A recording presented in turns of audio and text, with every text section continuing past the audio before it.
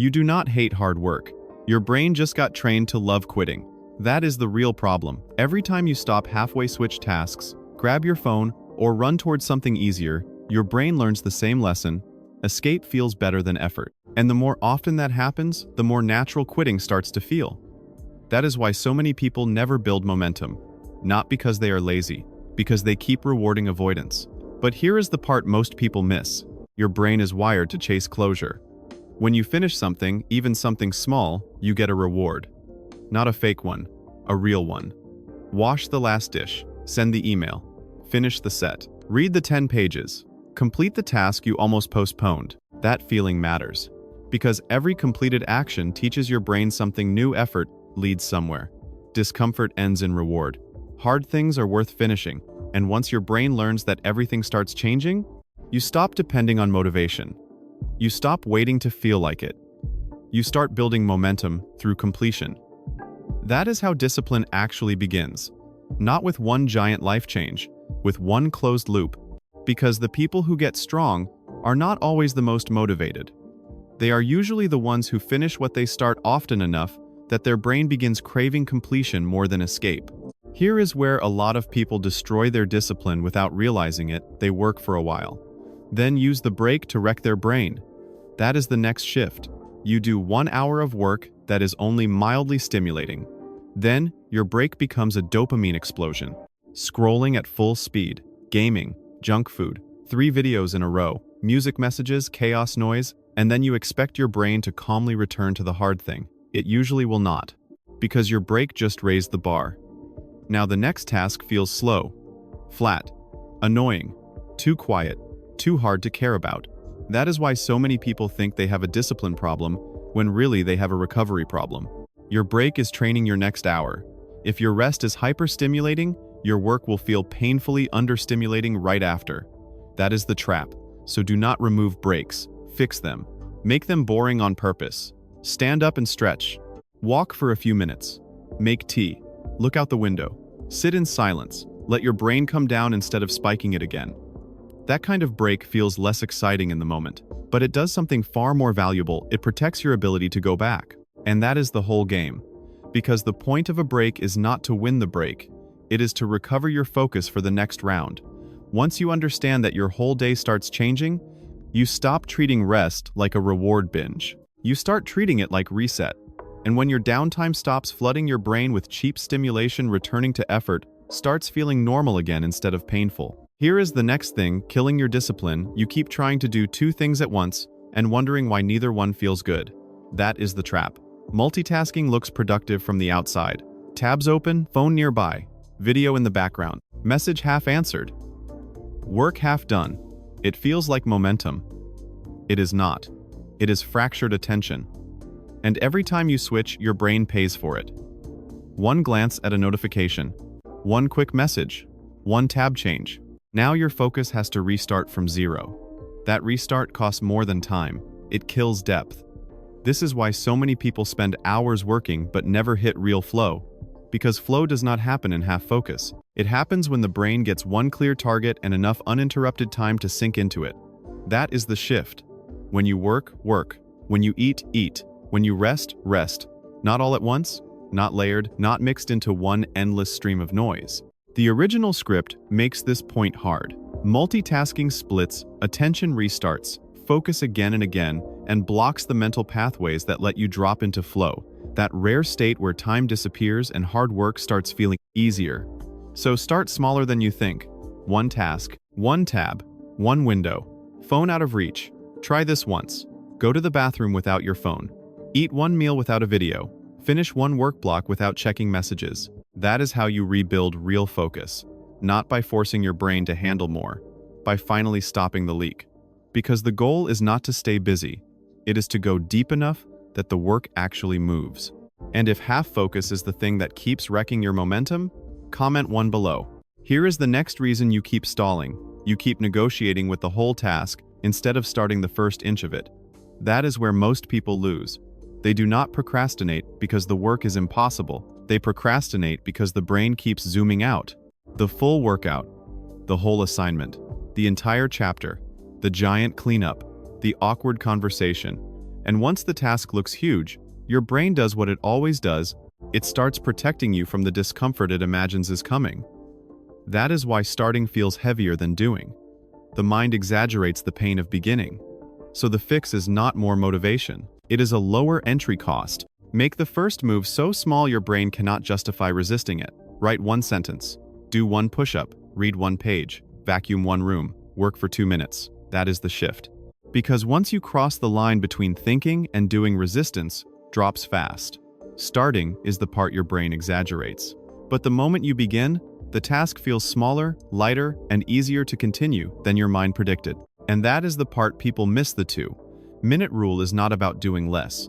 It is about defeating the part of your brain that keeps trying to stop you before you begin. You are not promising the whole task. You are proving the task is survivable. That matters. Because every time you start something quickly, your brain learns a new lesson. Work is not danger. It is movement. And once that lesson starts sinking in, procrastination loses a lot of its power. Not because you became more motivated overnight, because you stopped making the start feel so big. Here is the next reason. Hard work keeps feeling harder than it should. You are feeding your brain the reward before you ask it to do the work. That is the mistake. A lot of people wake up and immediately flood their system. Phone, short videos, messages, sugar, nicotine, noise. And then they wonder why studying feels boring, why work feels flat, why they cannot hold focus for more than a few minutes. The answer is simple. You already gave your brain something easier, faster, and more stimulating than the task in front of you. Now the real work has to compete with that. It usually loses. That is why cheap dopamine is such a problem. Not because pleasure is evil, because timing matters. If you load your brain with easy reward, first effort starts feeling underpowered. Too slow, too quiet, too annoying. And once that happens, discipline starts feeling like punishment. So the shift is not just cut everything forever. For most people, that is not realistic. The smarter move is this. Do the low dopamine work first. Save the high dopamine stuff for later. That means the morning matters more than people think. Wake up. Shower. Get moving. Start the task. Do the work before the scroll. Because your dopamine baseline is usually cleanest at the start of the day. That is when hard things have the best chance of feeling doable. But if the first thing you do is spike your brain with stimulation, the rest of the day gets dragged down by comparison. That is why so many people feel sharp for 10 minutes and scattered for the next 3 hours. They did not lose motivation. They burned it. So stop making your hardest task compete with your easiest pleasures. Put the work first, then earn the noise. Because once your brain starts learning that effort comes before reward, something important changes. Hard work stops feeling like the thing standing between you and pleasure. It starts becoming the thing that earns it. And that is when discipline starts getting real. Here is the next shift that changes everything. Stop waiting to feel rewarded after the work. Learn to feel rewarded during it. That is where most people lose. They only value the outcome, the money, the result, the praise, the finished product. So the hard part in the middle feels like pure pain. And if the work only feels painful, your brain will keep looking for a way out. That is why so many people start strong and then disappear. They are chasing the reward at the end, but hating the process that gets them there. That setup never lasts. The smarter move is different. Build a mindset that rewards effort, progress, and challenge while the work is happening. Be proud that it is hard. Be glad you did not quit. Notice the rep. Notice the focus block. Notice the moment you wanted to stop and kept going anyway. That matters, because the moment you start treating difficulty as a sign that you're getting stronger, hard work stops feeling like suffering. It starts feeling like progress. And once your brain connects effort with pride, instead of pain, quitting gets a lot less attractive. And there is one more mistake to stop making.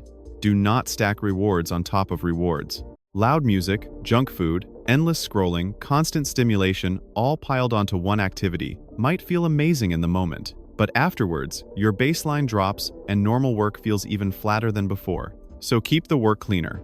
Less stacking, less noise, more direct effort. Because the goal is not to make your brain addicted to stimulation.